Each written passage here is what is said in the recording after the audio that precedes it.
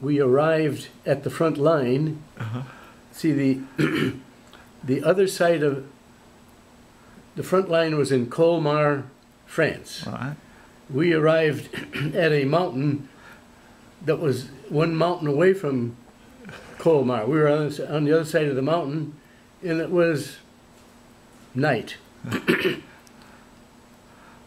The sergeant said, there is a radio van on the front line that needs repair. The transmitter needs repairing, and I need 2 volunteers to go. Nobody would volunteer, so he said, Oneby and McGee. And I said, I haven't had the course.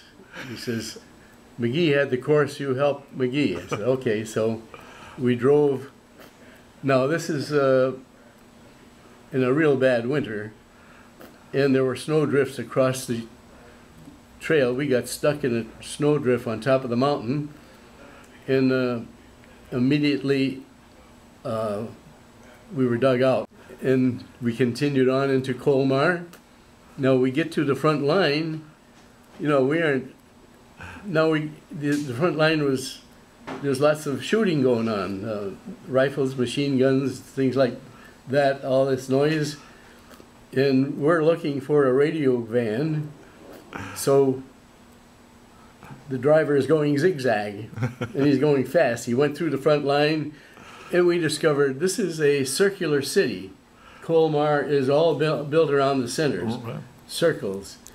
We are quickly lost on the wrong side of the front line. We had gone through, and we were way on the other side of town, and no sign of any radio van. So we went back, but we went on the wrong mountain trying to get back. We got through the front line okay, but now the big guns started. We're on top of the wrong mountain, and cannons are beginning to explode all over the place. And there's a bunker. McGee says, go down there and find out if, we hope there are friendly troops there.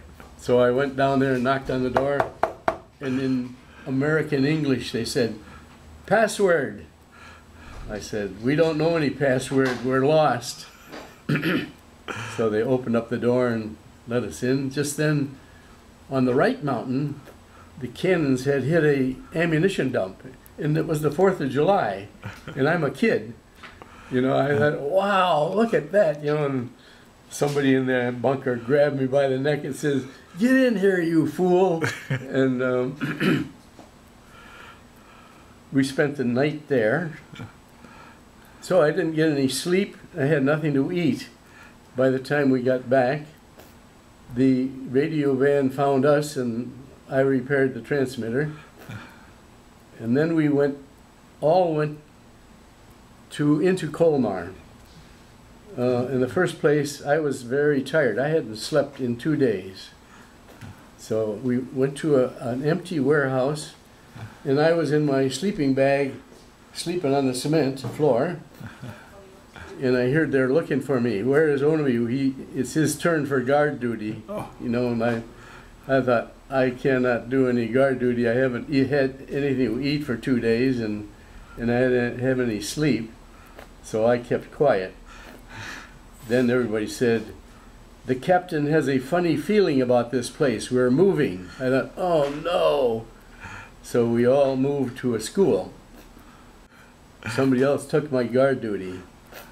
The first shell of the evening killed the guy that replaced me. Oh my. And got the supply truck, shook the building. I had a can of peaches. The cook had felt sorry for me and gave me a can of peaches. Had them on the table. The shock shook the building, knocked my peaches onto the floor.